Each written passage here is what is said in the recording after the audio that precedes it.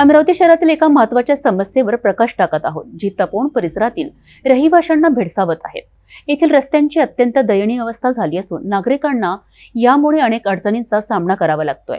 या संदर्भात जिल्हाधिकाऱ्यांकडे निवेदनही सादर करण्यात आले आहे। बघूया याबाबत सविस्तर आढावा। अमरावती महानगरपालिकेतील प्रभाग क्रमांक 1 ज्यात शेगाव, कठोरा, मोहन कॉलनी आणि सदाशिवनगर हे परिसर येतात।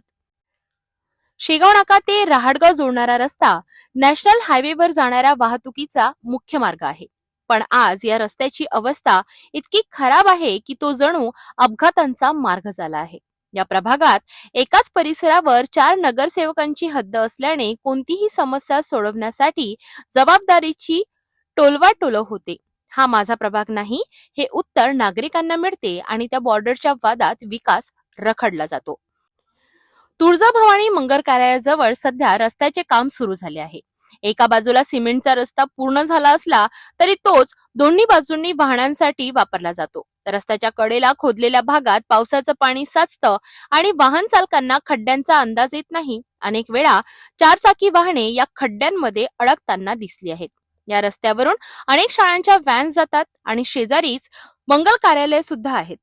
या रस्त्यावरून सततची वाहतूक सुरू असते, परिणामी वाहतुकीची कोंडी आणि अपघात यांचा धोका सतत निर्माण झालेला आहे। स्थानिक स्वराज्य संस्थांच्या निवडणुका जाहीर झाल्या आहेत, मात्र त्या केव्हा होतील याची तारीख स्पष्ट नाही। सध्या कोणताही नगरसेवक या प्रभागात नाही आणि महानगरपालिकेचा कारभार अधिकारातच चालतो आहे।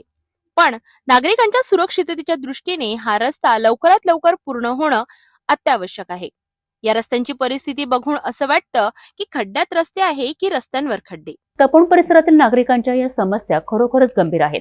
मूलभूत सुविधांपासून वंचित राहणाऱ्या या रहिवाशांना लवकरात लवकर दिलासा मिळावा अशी अपेक्षा आहे। आता जिल्हाधिकारी यावर काय भूमिका घेतात हे पाहणे महत्त्वाचे ठरेल आहे।